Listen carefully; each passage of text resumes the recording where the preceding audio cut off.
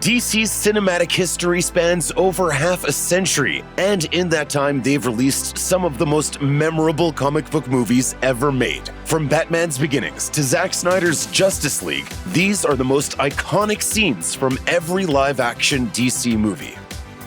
1966's Batman contains a scene that perfectly encapsulates the campy tone of 60s-era Batman. Upon discovering a smoking bomb in the United Underworld's HQ, Batman dashes out of the building to dispose of it. Unfortunately, he runs into, well, basically everything. From a mother with a baby, to a gaggle of nuns, to a full brass band. Cue Batman's now legendary lament. Some days you just can't get rid of a bomb. Luckily, the ever-resourceful Caped Crusader eventually manages to dispose of the bomb while ducking beside some lead pipes to shield himself from the blast. Utterly ridiculous and totally hilarious. This scene is Adam West's Batman at its absolute best.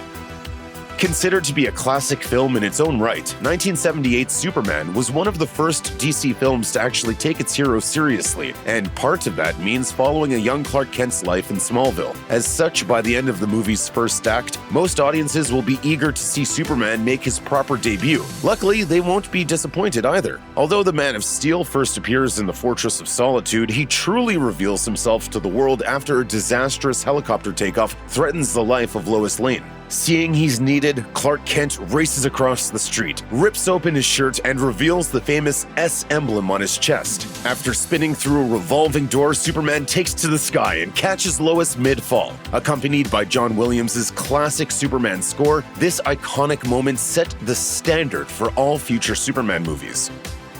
Superman 2 sees Clark Kent sacrifice his powers to be with Lois Lane. Unfortunately, his decision coincides with the reappearance of a trio of Kryptonian criminals led by the nefarious General Zod. Realizing that only Superman can stop this threat, Clark manages to re-energize his powers at the Fortress of Solitude. Back in Metropolis, Zod and his cronies invade the Daily Planet and threaten to kill everyone in the building, unless the son of Jor-El appears. Just as all hope seems lost, the wind blows, the music swells, and a familiar caped figure soars into the room.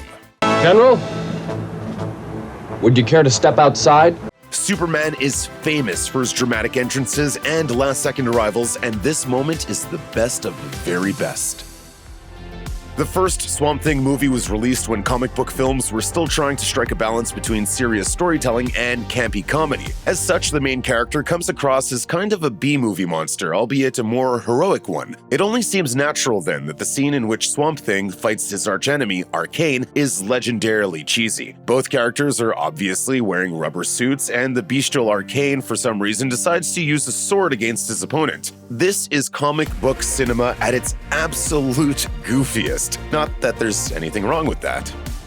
Despite its reputation as one of the weaker entries in the Superman movie franchise, Superman 3 contains one of the most iconic scenes in Superman movie history, the eerie sequence in which Clark Kent battles Superman. After Gus Gorman creates a synthetic form of kryptonite, he exposes Superman to the toxic substance, which eventually splits the hero into two beings, a good Clark Kent and an evil Superman. The two then come to blows in a junkyard, where Superman tries to destroy the nerdy alter ego once and for all. Clark refuses to succumb, however, and finally strangles his corrupt counterpart, causing the evil Superman to vanish into thin air. In the aftermath, Clark rips open his shirt, showing off his bright S shield, and soars away as Superman Reborn. It's a magnificent sequence in, let's face it, a less than magnificent movie. Though it ultimately failed to expand the Superman movie franchise, Supergirl still offers a memorable performance by Helen Slater as Kara Zor-El, and arguably her finest moment takes place when she first arrives on Earth, where she discovers both the wonders of the natural world and her new superpowers. Kara picks up a rock and accidentally crushes it in her hand. She plucks a flower, makes it blooms with her heat vision, and is shocked and delighted when she finds herself floating.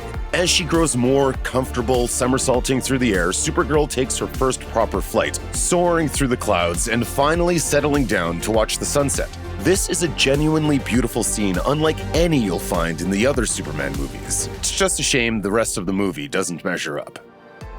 Although it's generally regarded as the worst Superman movie, one sequence in Superman 4 stands out: the battle between Superman and his solar-powered clone, Nuclear Man. Created by Lex Luthor to destroy the Man of Steel, Nuclear Man decides to first have fun by flying around the world and causing a number of disasters. Naturally, Superman follows Nuclear Man and manages to set everything right, although budget constraints and some weak storytelling leads him to develop some strange new powers in the process. Still, despite the poor special effects, it's actually a lot of fun seeing Nuclear Man wreak havoc on famous world landmarks. By 1989, Swamp Thing had undergone a revival in DC Comics thanks to superstar writer Alan Moore's reconfiguration of the character. The return of Swamp Thing largely ignored these changes, however, opting instead to lean into the comic B-movie side of things. Dick Durock reprises his role as Swamp Thing, but displays a more casual attitude as he takes the fight to several new monsters. One particularly funny scene unfolds when a baseball bat-wielding Swamp Thing saves a couple kids from some bad guys. When the kids try to take a photo of him for the tabloids, Swamp Thing not only obliges, he has one of the kids pose with him in the shot. If only Bigfoot was this accommodating. Tim Burton's 1989 film Batman set a new tone for live-action depictions of the Dark Knight. No longer the campy crime fighter of the 1960s TV show, Batman could now be portrayed as the brooding, serious hero he was in the comic books. And nowhere is this made more clear than with his first appearance, in which he steps out of the shadows to take down two muggers. What are you? I'm Batman. With these two simple words, Keaton set a whole new precedent for the character of Batman. Unsurprisingly, this iconic line has been repeated in practically every Batman film and TV series since, as it so effectively communicates everything you need to know about the Dark Knight. I am Batman! I'm Batman. I'm Batman. Hey, I'm Batman. I'm Batman. I'm Batman. I'm Batman. And we all know exactly what that means because Keaton made it perfectly clear the first time around. One thing that's certain about Tim Burton's Batman movies is that the villains almost always overshadow the hero. Take Catwoman, for example. Michelle Pfeiffer's Selina Kyle goes through a dramatic character arc in the film, starting out as a humble secretary to her corrupt boss, Max Schreck.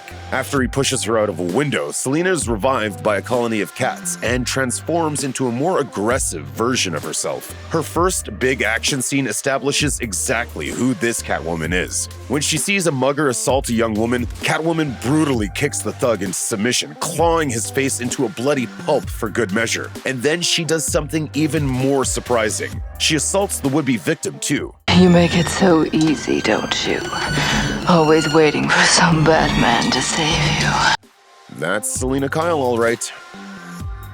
Say what you will about the Joel Schumacher Batman films, but they at least have a distinctive style all their own. Batman Forever sets the tone right away in its opening scene, in which Bruce Wayne dons his batsuit and chooses his weapons. This scene is so instantly memorable that it's even parodied within the same movie when Bruce dons a new prototype suit and gives the audience a close-up of his now infamous bat butt. The sequence is also repeated in the sequel, Batman and Robin, and is now considered one of the Dark Knight's most infamous and embarrassing moments.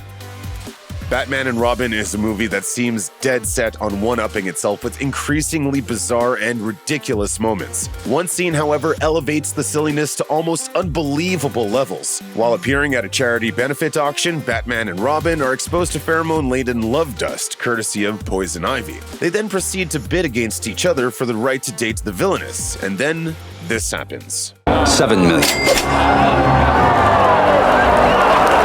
Never leave the cave without it. Although the Bat credit card is one of the most heavily ridiculed gadgets in the Caped Crusaders' long history, it is at least a fun callback to the endearing absurdity of the 60s version of Batman. And if nothing else, it also emphasizes Bruce Wayne's one true superpower: his money. In the comics, Steel is John Henry Irons, a weapons designer who builds an armored suit to honor Superman after the Man of Steel dies fighting Doomsday. The movie version, however, simply has John Henry and his partner Susan Sparks build the suit to take down a weapons dealer. In the film's climax, Burke's thugs captures Sparks, but as she quickly shows, she's installed a few surprises in her chair. While the film was rightly panned on its release, this scene is at least surprisingly memorable for its sheer ridiculousness alone. The 2004 Catwoman movie has been widely criticized for its nonsensical plot, bad acting, and poor special effects. Given that the film was nominated for 7 Golden Raspberry Awards, it won't surprise you to learn that the movie's most iconic scene isn't exactly a great one. The scene in question is the infamous basketball scrimmage between Patience and her love interest, Detective Tom Lone. After being challenged to a one-on-one basketball game by some kids, Patience uses her cat-like coordination and agility to flirt with Lone, eventually dunking the ball from the free throw line. It's a silly, unnecessary, and horribly edited scene that is thoroughly ridiculed to this day, much like the movie itself. Keanu Reeves may have seemed like a strange choice to play DC's chain-smoking, magic-wielding anti-hero Constantine at the time, but the film has since gone on to gain something of a cult following. One of the movie's best scenes comes when Constantine attempts to find a detective's twin sister by going to hell and looking for her there. In the process, he braves an army of demons to snatch her hospital wristband, hoping to at least return it to her sister. That image of Constantine reaching upward for the wristband as devils attempt to drag him down to hell perfectly symbolizes the character's struggles with his own demons. It's not exactly subtle, but this is a great sequence in a surprisingly good movie. Batman Begins was arguably the first Batman film that was truly about Batman. Offering an in-depth look at the childhood trauma that shapes Bruce Wayne, the movie spends much of its runtime showing Bruce training and growing before he finally reveals himself as Batman. And it's one of these moments that stands out as its most iconic scene. At the start of the film, a young Bruce Wayne develops a phobia of bats after falling into a cave near Wayne Manor. Later, having lost his parents and mastered his fears under the guidance of Ra's al Ghul, Bruce returns to the cave and is once again attacked by bats. This time, however, Bruce remains calm and lets the bats circle him, immersing himself in his worst fear. He might not be wearing the suit yet, but in that moment, Bruce Wayne truly becomes Batman.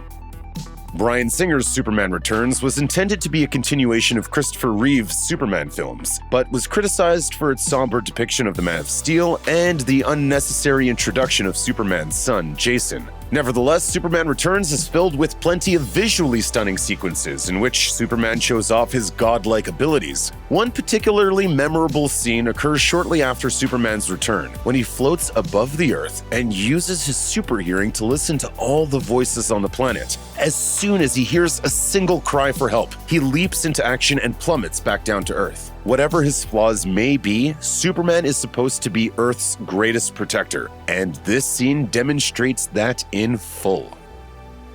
Heath Ledger's magnetic performance as the Joker in The Dark Knight earned him a well-deserved posthumous Oscar. And while virtually all of Ledger's scenes could be considered iconic in their own right, the interrogation scene between Batman and the Joker is probably the best of all. In this scene, the Joker takes the opportunity offered by his face-to-face with Batman to deliver some of the best lines in comic book movie history.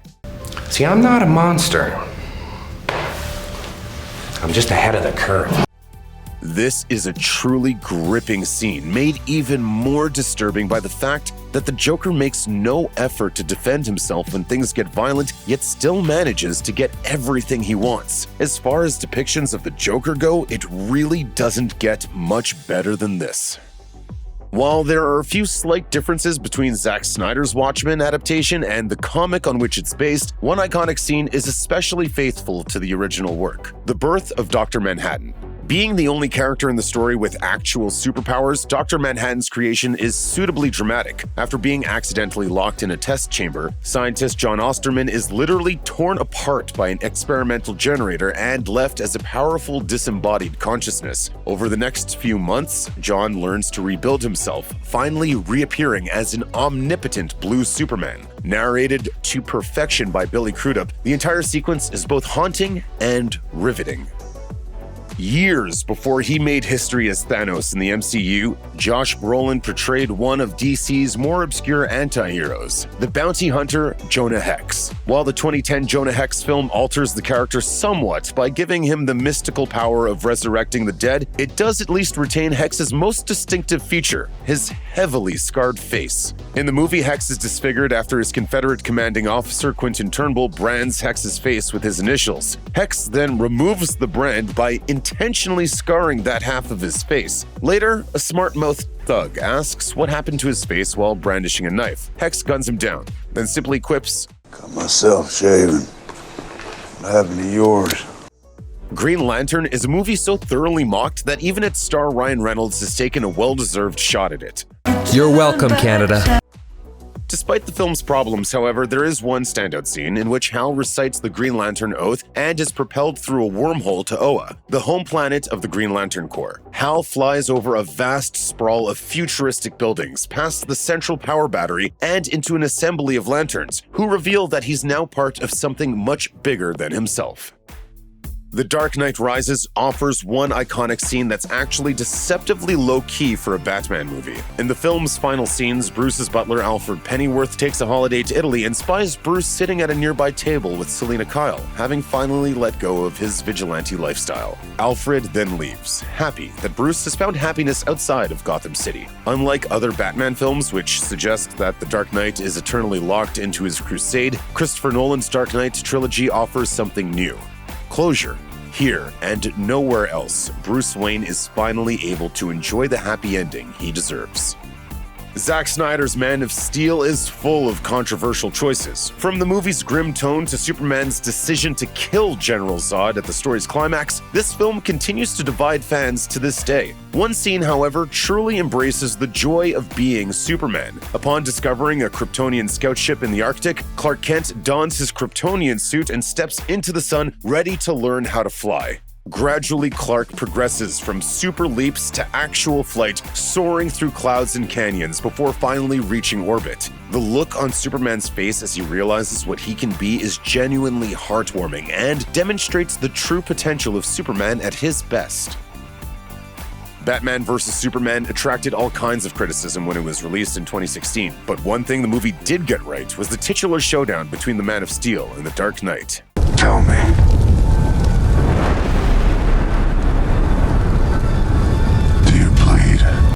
This sequence sees an older, deadlier Bruce Wayne employ everything from sonic cannons to kryptonite gas to gain the edge on his godlike opponent. And it works too. Although the two eventually stop fighting to team up, Batman definitely gets in a good few hits against Superman and, at one point, almost takes him down for good. It's a potent reminder of just how powerful a well-prepared Batman can be.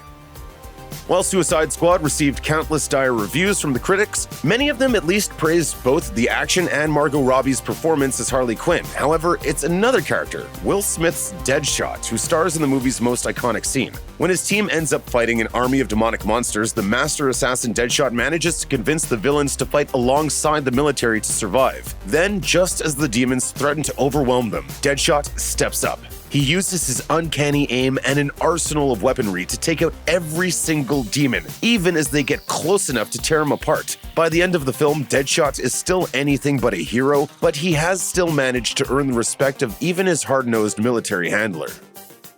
Wonder Woman's best scene perfectly communicates exactly who Wonder Woman is and where her strengths lie as a hero. After accompanying Steve Trevor to Europe to help fight World War I, Diana finds herself on the front lines in Belgium. Here, Steve claims that moving through the battlefield is more or less impossible, as the men have been fighting for months and barely gained an inch of ground in that time. In response, Diana removes her cloak, climbs the parapet, and begins to walk across no man's land. A barrage of bullets and bombs try to bring her down, but the Amazonian princess refuses to give up, eventually leading the Allied forces to victory. It's a stunningly shot action sequence that really shows Wonder Woman for the inspirational symbol of strength that she is.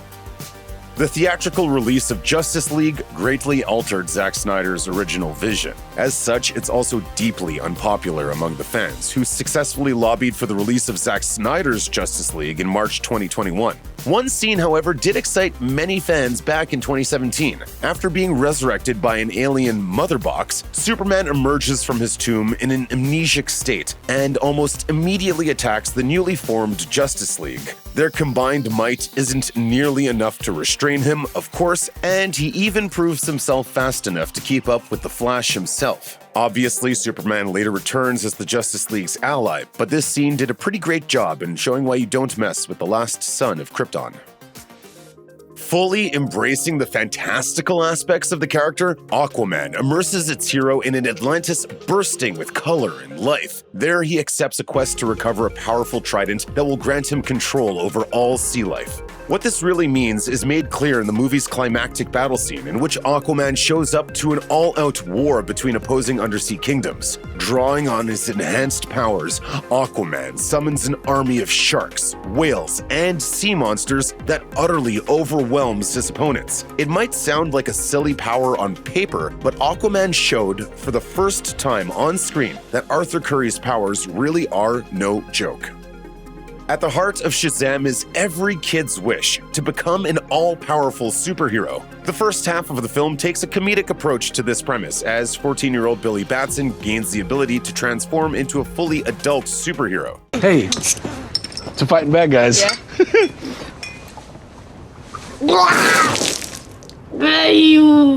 That tastes like actual vomit.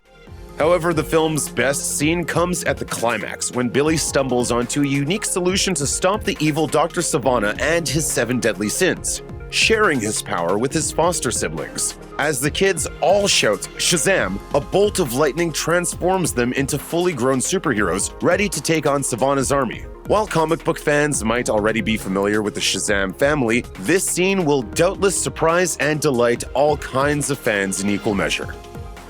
Joker is a movie that managed to do what no other DC film does: turn the clown prince of crime into a genuinely sympathetic character. The constant abuse levied against failed comedian Arthur Fleck comes to a head when he's invited onto a late-night talk show hosted by Murray Franklin, the man he once idolized. Having previously been pushed to the edge by Murray's ridicule, Arthur, now fully inhabiting the Joker persona, decides to take his revenge. Originally planning to shoot himself on live television, Arthur changes his mind at the last second and shoots Murray in the face instead. No longer an insecure, sad sack, this is a Joker who has fully embraced his demons, showing how the most human supervillains can be the very worst of all.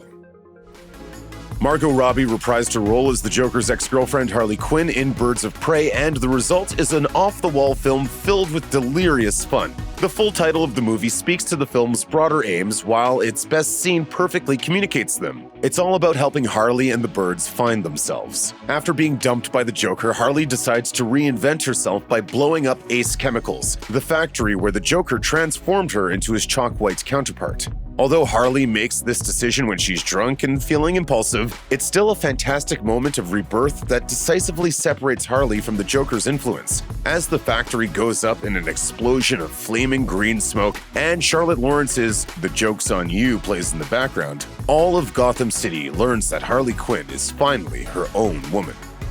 Wonder Woman 1984 shows off a more vulnerable side to Diana, one who accidentally wishes for her dead lover Steve Trevor to return to her. Her wish comes true, but as a consequence, Diana's power begins to fade. This becomes a problem when she and Steve travel to Egypt, where the film's antagonist, Maxwell Lord, has taken control of an oil tycoon's personal army. As Wonder Woman takes on the entire convoy, she discovers her reduced strength, speed, and stamina make the battle much harder. It's a very different side to Wonder Woman, especially compared to the one we saw storming No Man's Land in the first movie. Despite it all, she refuses to back down, and that's what makes the scene so memorable. One thing that most people agree on about Zack Snyder's vision of the DCEU is that it's all pretty dark. This is made abundantly clear in Zack Snyder's Justice League, and arguably the film's most iconic scene is the most despondent of all.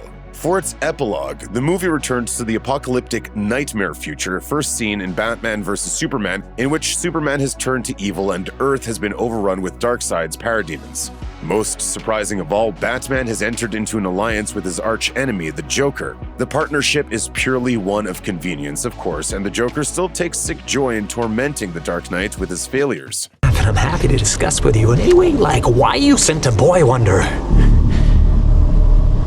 to do a man's job. Naturally, Batman promises to one day make his archenemy really pay for his crimes. But this is a dynamic rarely depicted in DC's live-action movies, and it'd no doubt be fascinating to see it further explored in the future. Check out one of our newest videos right here, plus even more Looper videos about your favorite movies are coming soon. Subscribe to our YouTube channel and hit the bell so you don't miss a single one.